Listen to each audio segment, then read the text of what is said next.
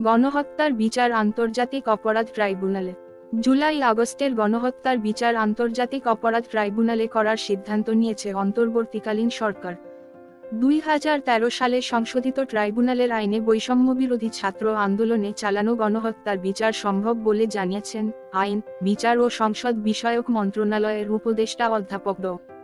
আসিফ নজরুল। 1971 সালে মুক্তিযুদ্ধের সময় মানবতাবিরোধী অপরাধের দায়ে জড়িতদের বিচার করতে আওয়ামী লীগ সরকার এই ট্রাইব্যুনাল গঠন করেছিল। এই ট্রাইব্যুনালে জামায়াতের সাবেক আমির মতিউর রহমান নিজামীসহ দলটির কয়েকজন শীর্ষ নেতা, বিএনপি নেতা সালাহউদ্দিন কাদের চৌধুরী সহ বেশ কয়েকজনের ফাঁসির রায় হয়েছে। তাদের ফাঁসিও কার্যকর হয়েছে। 50 বছর আগে সংঘটিত অপরাধের বিচারে ট্রাইব্যুনালের এসব রায় নিয়ে ব্যাপক সমালোচনা ছিল দেশ বিদেশে। এসব বিচারের তদন্ত করে ট্রাইব্যুনালের নিজস্ব তদন্ত দল। কিন্তু জুলাই আগস্টের হত্যাকাণ্ডের তদন্ত জাতিসংঘের তত্ত্বাবধানে করার কথা জানিয়েছেন আইন উপদেষ্টা। বুধবার সকালে সচিবালয়ে এক সংবাদ সম্মেলনে তিনি বলেন, গণহত্যা ও গুলিবর্ষণের ঘটনায় বিচারের জন্য ইতিমধ্যে কিছু মামলা হয়েছে। আমরা নিজেরা, রাজপথে থাকা বিভিন্ন ছাত্র সংগঠন, মানবাধিকার সংগঠন, জনগণের বিভিন্ন গোষ্ঠী দাবি করেছেন যে এটাকে মানবতাবিরোধী অপরাধ হিসেবে বিচার করার সুযোগ আছে কিনা আমরা সেটা খতিয়ে দেখেছি। তিনি বলেন, 1973 সালে আন্তর্জাতিক অপরাধ ট্রাইব্যুনাল আইন আছে, সেটা পরে 2009 ও 2013 সালে সংশোধনী হয়েছে। সেই আইনে আমরা জুলাই গণহত্যা, আগস্টের প্রথম 5 দিনের গণহত্যাও বোঝাচ্ছি। এর জন্য দায়ী ব্যক্তিদের আন্তর্জাতিক অপরাধ ট্রাইব্যুনালে বিচারের জন্য ইতিমধ্যে ছোটখাটো গবেষণা করেছি। আমরা দেখেছি এই আইনের অধীনে হত্যাকাণ্ডে জড়িত ব্যক্তি ও যারা আদেশ দিয়েছেন এবং যারা বিভিন্নভাবে সহযোগিতা করেছেন, তাদের সবাইকে বিচারের আওতায় আনা সম্ভব। আসিফ নজরুল বলেন, আন্তর্জাতিক অপরাধ ট্রাইব্যুনালের একটি ইনভেস্টিগেশন টিম আছে, প্রসিকিউশন টিম আছে। এগুলোকে আমরা রিঅর্গানাইজ করার চেষ্টা করছি, আদালতটা একটু পরে করব। ইনভেস্টিগেশন আমরা জাতিসংঘের তত্ত্বাবধানে করার চেষ্টা করছি। জাতিসংঘ থেকে বারবার আমাদের সহযোগিতার আশ্বাস দেয়া হয়েছে। বিচারের সত্যিকারের স্বচ্ছতা ও নিরপেক্ষতা নিশ্চিত করার জন্য জাতিসংঘের সর্বাত্মক তত্ত্বাবধানে আমাদের ইনভেস্টিগেশন টিম কাজ করবে। সেটার লক্ষ্যে সব উদ্যোগ গ্রহণ করব। আইন উপদেষ্টা বলেন, ঢাকায় জাতিসংঘের আবাসিক প্রতিনিধির সঙ্গে মিটিং করার সিদ্ধান্ত হয়েছে। তারিখ চূড়ান্ত হয়নি। সহযোগিতা চাইব। এছাড়া আমাদের আরও উচ্চ পর্যায় থেকে জাতিসংঘের বিভিন্ন সংশ্লিষ্ট সংস্থা আছে, উনাদের সঙ্গে যোগাযোগ করা হবে। আশা করছি দ্রুত এটা শুরু করতে পারব। তিনি বলেন, আমরা সিদ্ধান্ত নিয়েছি বিচার করব।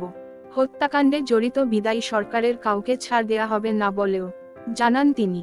অর্থ পাচারের দায়ে অভিযুক্তদের বিচারের বিষয়ে জানতে চাইলে তিনি বলেন, যে কোনো অপরাধের বিচার করার ইচ্ছা ও উদ্দেশ্য আমাদের আছে। আমাদের দেশের ব্যাংক ও সম্পদ লুটপাট করে নিয়ে যাবে, এটা তো আমার আপনার টাকা।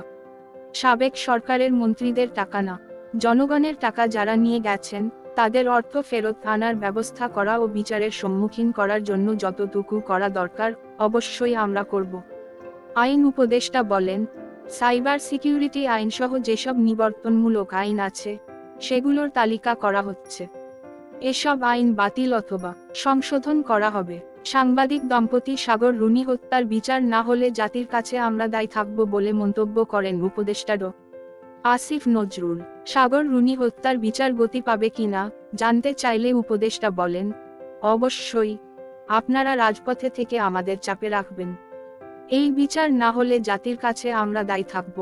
আমি বিশ্বাস করতে পারি না এমন একটি নির্মম হত্যাকাণ্ড নিয়ে কিভাবে প্রহসন করা হয়। বিচার বিভাগ সংস্কারের উদ্যোগ নেওয়া হয়েছে জানিয়ে তিনি বলেন, প্রধান বিচারপতি সহ আপিল বিভাগে বিচারপতি নিয়োগ দেওয়ার ক্ষেত্রে আইন মন্ত্রণালয়কে যে সহযোগিতা করতে হয়, সেটা আমরা সম্পন্ন করেছি। এরই মধ্যে প্রধান বিচারপতি সহ আপিল বিভাগের বিচারপতিরা নিয়োগ পেয়েছেন। আমরা এমন একজন প্রধান বিচারপতি পেয়েছি, যিনি অক্সফোর্ড বিশ্ববিদ্যালয় থেকে লেখাপড়া করেছেন। এখান থেকে আপনারা বুঝে নেবেন আমরা কিসের ওপর গুরুত্ব দিচ্ছি। যোগ্যতা ও সততার ওপর গুরুত্ব দিয়েছি। বিচার বিভাগের কর্মকর্তা কর্মচারীদের আয়ের হিসাব আগামী 10 দিনের মধ্যে জমা দিতে হবে জানান আইন উপদেষ্টা। তিনি বলেন, সারা দেশে মিথ্যা ও হয়রানিমূলক মামলা 3 দিনের মধ্যে প্রত্যাহারের উদ্যোগ নেওয়া হয়েছিল, কিন্তু তা করা সম্ভব হয়নি। পুলিশ বাহিনী না থাকায় সেটা সম্ভব হয়নি। এখন পুলিশ কাজে যোগ দিয়েছে। আশা করি আগামী 31শে আগস্টের মধ্যেই সেই সব মামলা প্রত্যাহার করা হবে। বৃহস্পতিবারের মধ্যে ঢাকা শহরের মামলা প্রত্যাহার হবে। রোজিনা ইসলাম ও মাহমুদুর রহমান মান্নার মামলা প্রত্যাহার হবে। বাংলাদেশের প্রকৌশল বিশ্ববিদ্যালয়ের বুয়েট শিক্ষার্থী আবরার ফাহাদকে পিটিয়ে হত্যা শিক্ষার্থী ফারদিন নূর ওরফে পরশকে হত্যা মামলার বিচার প্রক্রিয়া সম্পর্কে জানতে চাইলে আইন উপদেষ্টা বলেন, আমরা আবরার ফাহাদের কাছে অনেক ঋণী। আমাদের রাজপথের আন্দোলনের প্রেরণা ছিল আবরার ফাহাদ ও ফারদিন নূর পরশ।